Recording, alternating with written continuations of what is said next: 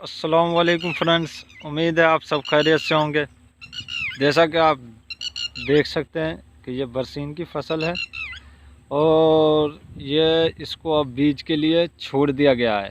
अब इस बरसीन का बीज बनाया जाएगा ताकि नेक्स्ट टाइम इस बीज से दोबारा बरसीन की काश्त की जा सके। जैसा आप देख सकते हैं फ्रेंड्स, ये भी बहुत अच्छी फसल है, काफ़ी लंबे अरसे तक चलती है भैंसों के लिए, चारे के लिए। तो ये सर्दियों में काश्त की जाती है और अब गर्मियों हो गई हैं, तो आप देख सकते हैं जून का महीना है। अगर इससे बीज ना बनाया जाता तो एक लो ये इसके बाद भी दे सकता था, लेकिन इसका बीज बनाना है इसलिए इसको छोड़ दिया गया। जैसा कि आप देख सकते हैं फूल आपको नज़र आ रहे होंगे फ्रेंड्स। तो ये भी बहुत अच्छी फसल है, तो आप सब लोग भी इसको काश्त कीजिए।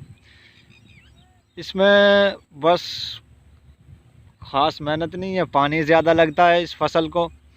बारिश इसको जब गर्मियाँ स्टार्ट होती हैं तो सुंडियाँ लगती हैं, जिसके लिए स्प्रे कर दी जाती है तो वो ख़त्म हो जाती हैं। बस इसमें एक यही मसला है, यही प्रॉब्लम है जो सुंडियाँ लगती हैं, और इसमें बीमारी कोई नहीं लगती। स्टार्ट में ये होता है कि ये थोड़ा जगह ऐसी होती है कि जहाँ से ये गलना शुरू हो जाता है तो उसके लिए भी जहर डाल दिया जाता है, तो वो भी ख़त्म हो जाती हैं। तो फ्रेंड्स, आप अपनी राय का इज़हार ज़रूर कीजिए। उम्मीद है आप सब खैरियत से होंगे।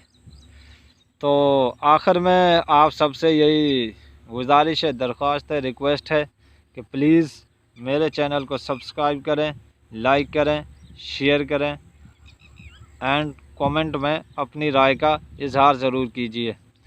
और आप भी अपनी राय दे सकते हैं कि इस फसल के बारे में और क्या क्या तदाबीर हैं, तो प्लीज़ ज़रूर बताइएगा।